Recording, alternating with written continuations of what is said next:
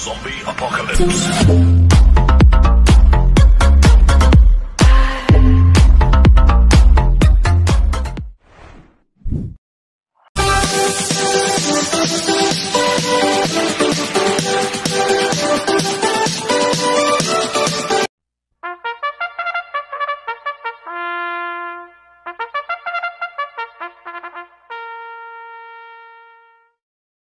Magandang araw po mga bayang karerista.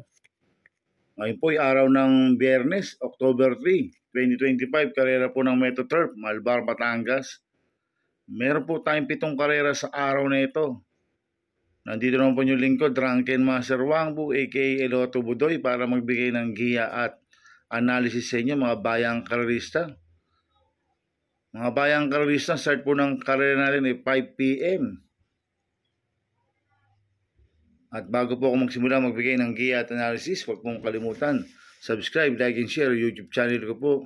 At syempre, huwag din kalimutan i-click yung notification bell ko para updated po kayo sa mga bagong video ko.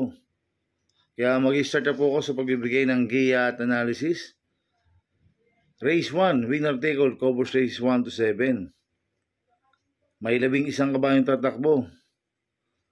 3-year-old and above, maiden race placers sa distance 1,400 meters. First choice ko po dito, numero 1, Gracefully True.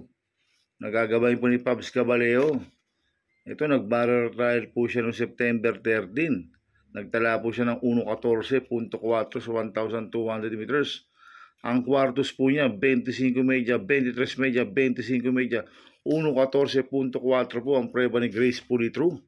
Sa 1,200 meters, medyo mainam. Kaya malaki po panalo sa akin ito, kaya siya po first choice ko.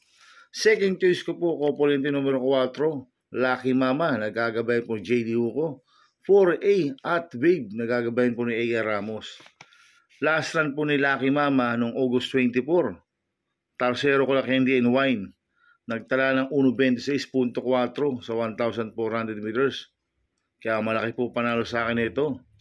Second choice, last na po ni Hot Wave noong September 19, pang-apat kila Borderline, nagtala ng 1.28 sa 1,400 meters. Kaya itong Copoliente numero 4 to, parehas po may panalo to. Kaya sila po second choice ko. Kaya ang first choice ko po, numero 1, Gracefully True. Second choice ko, Copoliente numero 4, Lucky Mama, 4A, Hot Babe. Sa race 2 po tayo, fix 6 covers race 2 to 7. May siyam na kabayong tatakbo. Rating base system class 4, 42 to 56 split. Distance 1,400 meters. First choice ko po dito, numero 6, Euroclidon. Nagagabay po ni Apoy Asuncion.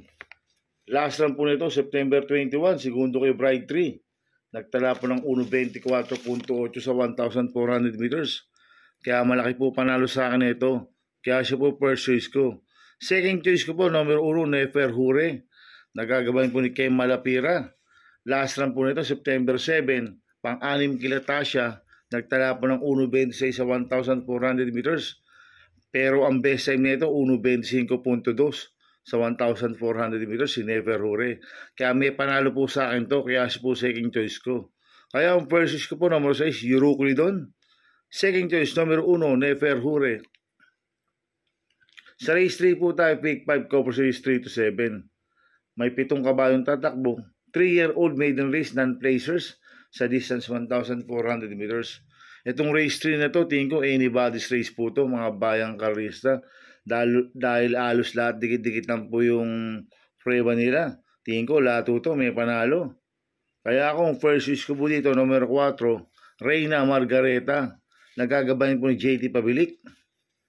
Ito, last run po nito noong September 6, pang-5 kay Elizabeth Joy, nagtala ng 1.30.4 sa 1,400 meters.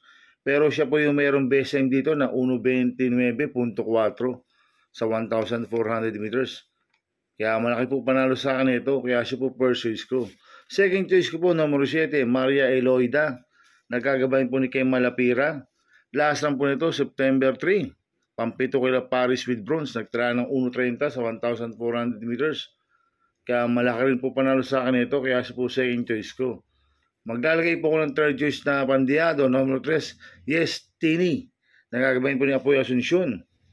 Ito, last run po nito, September 17. Panglima kila Catania, nagtala ng 1.30 sa 1,400 meters.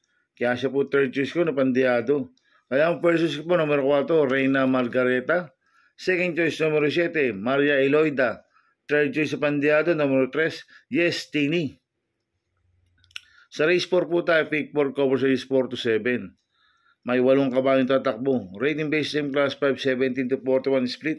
Distance 1,400 meters. First choice ko po dito, number 5, Galactus. Nagagabay po ni Pops Caballeo.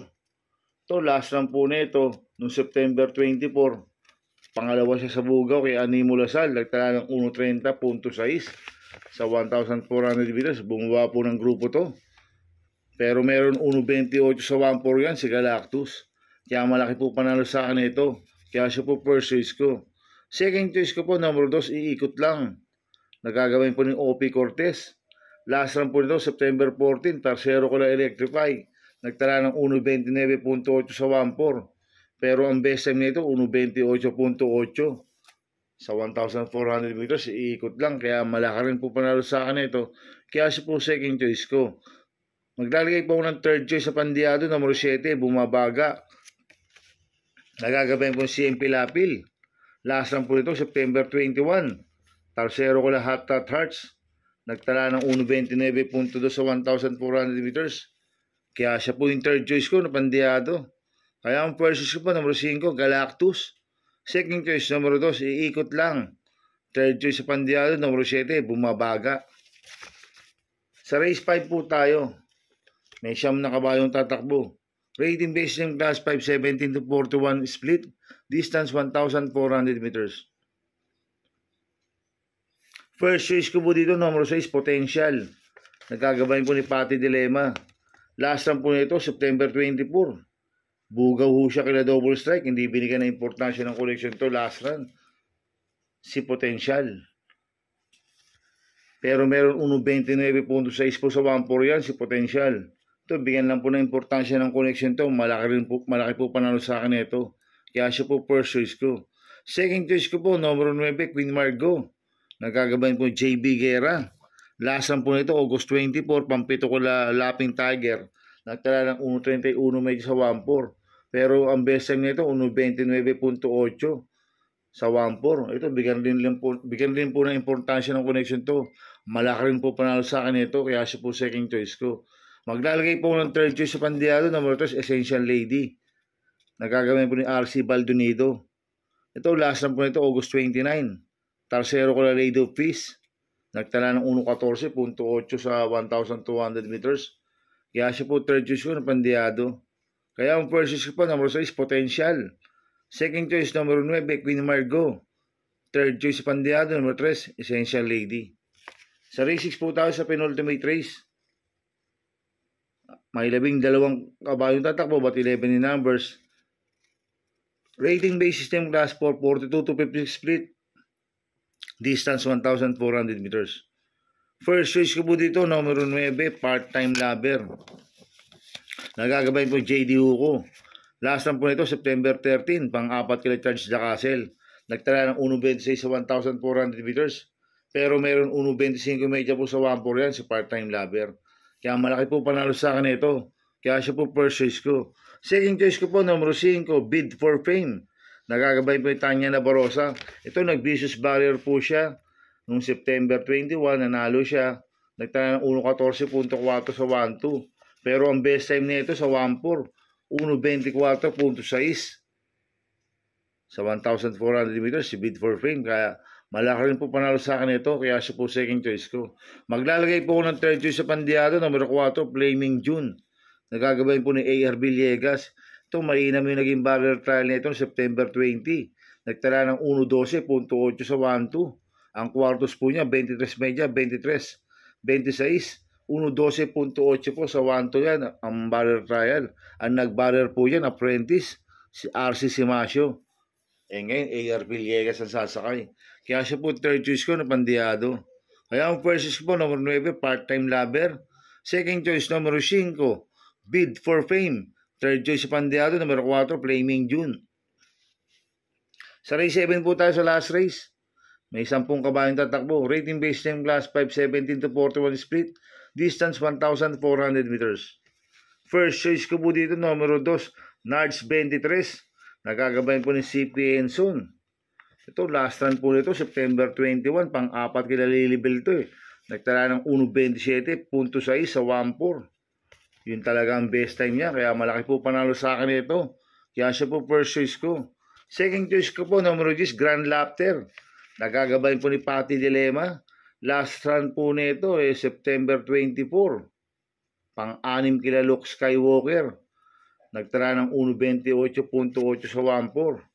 Pero ang best time niya, 1.28 media sa 1.4. Eh ngayon, cambio nito, binigay Patty Dilema. Lasan, Joel Shego po sumakay dito. Kaya malaki rin po panalo sa akin ito, kaya siya po second choice ko. Kaya ang first choice ko po, numero 2, Nards 23. Second choice, numero 10, Grand Laughter. Good luck and happy racing mga bayang karista.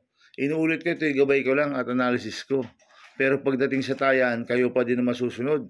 Sana iswertein tayo at magsitama. Kaya good luck po sa ating lahat mga bayang karista. Mga bayang karista, shoutout muna ko. Happy racing po sa mga bago subscriber ko. At sa mga walang sawang sumusubaybay sa YouTube channel ko. Maraming salamat po. At happy racing rin po sa mga boss ko. Kay Boss Toto de la Cruz. Kay Boss Manuel Chua. Kay Boss Manny Caplis, kay Boss Godo Predo, at kay Ninong Rigor Cosada, happy racing po. At happy racing rin po sa mga taga-Barkada na OTV.